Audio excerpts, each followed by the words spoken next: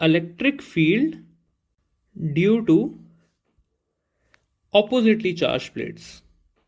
अच्छा, इसको भी जो है हम स्टूडेंट्स इसी तरह आगे लेके जाएंगे कि हमारे पास दो प्लेट्स हैं, एक जो है वो हमारी पॉजिटिव प्लेट है, एक हमारी नेगेटिव प्लेट है। तो ये आ गई हमारे पास हमारी पॉजिटिवली चार्ज प्लेट, और ये आ गई जी हमारी नेगेटिवली चार्ज प्लेट। और इसके ऊपर भी यही कॉन्सेप्ट अप्लाई होता है कि हमने इसकी इनफाइनाइट लेंथ लेनी है। क्यों लेनी है इसकी इनफाइनाइट लेंथ? ताकि हमारे पास फ्रिंजिंग इफेक्ट ना आए।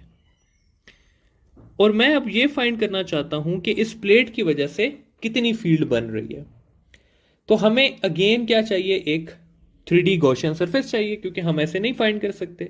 तो इसकी 3D गॉसियन सरफेस जो होती है स्टूडेंट्स, वो एक क्यूब या एक क्यूबाइड की फॉर्म में होती है, ऐसे करके। क्योंकि मैंने इस सरफेस पे फाइंड करना होता है, ये वाली जो सरफेस है, तो मैं इस पे गॉसियन सरफेस का रूल अप्लाई करके इलेक्ट्रिक फील्ड फाइंड कर सकता हूं। तो सिंपली क्या कि अगर मेरे पास दो ऑपोजिटली चार्ज प्लेट्स हैं, तो उसके लिए मैं गॉसियन सरफेस क्या यूज करूंगा इलेक्ट्रिक फील्ड फाइंड करने के लिए? एक क्यूब या एक क्यूबॉइड शेप यूज करूंगा। उसकी लोअर सरफेस पे मैं इलेक्ट्रिक फील्ड और फ्लक्स फाइंड करूंगा। तो इस तरह से मैं फाइंड कर लूंगा कि दो प्लेट्स के बीच में फील्ड कितनी है। जब मैं सारी डेरिवेशन करता हूं, सब कुछ करता हूं, तो एंड में जो मेरे पास इक्वेशन आती है वो क्या आती है?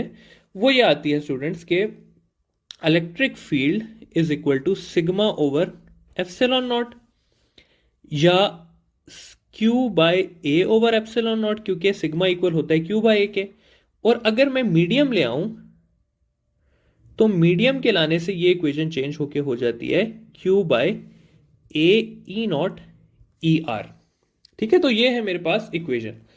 अगेन अगर मैं इसके रिलेशंस निकालना चाहूं, तो इसके भी वही चार रिलेशंस मैं निकाल सकता हूं। सबसे पहले इसका जो रिलेशन आएगा वो आएगा E का विद रिस्पेक्ट टू चार्ज। तो चार्ज और E का डायरेक्ट रिलेशन है। अगर मैं चार्ज को 2 टाइम्स करूंगा, तो इलेक्ट्रिक फील्ड भी कितनी हो जाएगी? 2 टाइम्स हो जाएगी। दूसरा जो रिलेशन है मेरा इसका, वो एरिया के साथ है, कि अगर मैं एरिया को 2 टाइम्स करूंगा या एरिया को लेट से 4 टाइम्स करूंगा, तो इलेक्ट्रिक फील्ड जो है वो मेरे पास 1/4 टाइम्स हो जाएगी। क्यों? क्योंकि इसका एरिया के साथ जो है वो इनवर्स रिलेशन है। सॉरी, यहां पे इनवर्स रिलेशन है। फिर अगर मैं उसका चार्ज डेंसिटी के साथ देखना चाहूं, तो चार्ज डेंसिटी को 2 टाइम्स करने से जो इलेक्ट्रिक फील्ड है वो 2 टाइम्स होगी। और फाइनली अगर मैं मीडियम इंट्रोड्यूस करूंगा, तो मीडियम को इंट्रोड्यूस करने से ई आर की वैल्यू बढ़ेगी, जिस वजह से जो है वो इलेक्ट्रिक फील्ड की वैल्यू कम होगी। तो ये सारा का सारा कॉन्सेप्ट आ जाता है आपके पास किसका? Electric field due to oppositely charge plates का। अब जिस तरह हमने पिछले टॉपिक के कुछ सवाल किए थे, इसके भी उसी तरह के कुछ सवाल हैं जो आपको पता होने चाहिए। सबसे पहला सवाल आपके पास जो आ जाता है वो ये आ जाता है कि मैं आइडेंटिकल प्लेट्स ऐड कर देता हूं। कैसे आइडेंटिकल प्लेट्स ऐड की जाती हैं? उसी तरह कि मैं कहता हूं पहले मेरे पास प्लेट्स इतनी थी और फील्ड ऐसे करके जा रही थी।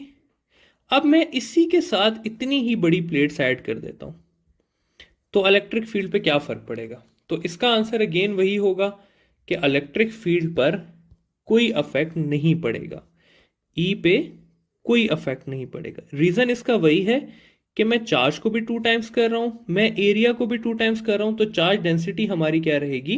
सेम रहेगी, जिसकी वजह से ई भी जो है वो हमारा सेम रहेगा।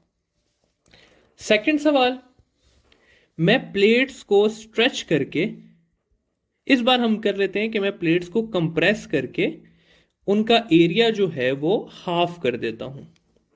तो फिर क्या होगा? मतलब कि मैंने चार्ज उतना ही रखा, लेकिन मैंने प्लेट्स को कंप्रेस करके क्या किया? उसका एरिया हाफ कर दिया। तो अब जो है वो चार्ज हमारे पास सेम रहा, एरिया जो है वो हाफ हो गया। इलेक्ट्रिक फील्ड और एरिया क्योंकि इनवर्सली प्रोपोर्शनल है, तो एरिया के हाफ होने से इलेक्ट्रिक फील्ड क्या हो जाएगी? डबल हो जाएगी, यानी कि 2 टाइम्स हो जाएगी। और फाइनली, बल्कि सेकंड लास्ट अगर मैं देखूं चार्ज की बात, तो चार्ज को अगर मैं 2 टाइम्स करता हूं without changing the area, area को मैंने चेंज नहीं किया, तो फिर क्या होगा कि अगर मैंने सिर्फ चार्ज को डबल किया तो चार्ज को डबल करने से ई और चार्ज के बीच में क्या रिलेशन है, डायरेक्ट। तो अगर चार्ज आपके पास 2 टाइम्स हो गया तो इसका मतलब है कि इलेक्ट्रिक फील्ड भी आपके पास कितनी हो जाएगी, 2 टाइम्स हो जाएगी। फाइनली अगर मैं कहूं कि मैं एक मेटल को इंट्रोड्यूस कर देता हूं बिटवीन प्लेट्स, तो इलेक्ट्रिक फील्ड कितनी हो जाएगी। हमें यह पता है स्टूडेंट्स कि मेटल का ई आर क्या होता है, इनफाइनाइट होता है। इलेक्ट्रिक फील्ड और डाई इलेक्ट्रिक कांस्टेंट के बीच में क्या रिलेशन है, inverse. Something over infinity is zero. तो मेटल के लाने से इलेक्ट्रिक फील्ड कितनी हो जाएगी, जीरो हो जाएगी। जबकि किसी भी और डाई इलेक्ट्रिक कांस्टेंट या इंसुलेटर को लाने से इलेक्ट्रिक फील्ड क्या हो जाएगी, रिड्यूस हो जाएगी, कम हो जाएगी। तो ये सारे रिलेशन है आपके पास ऑपोजिटली चार्ज प्लेट्स की इलेक्ट्रिक फील्ड के लिए। ठीक है, यहां पर हमारा गॉसेस लॉ की एप्लीकेशन एंड होती है। अब इंशाल्लाह हम पोटेंशियल की तरफ चलते हैं।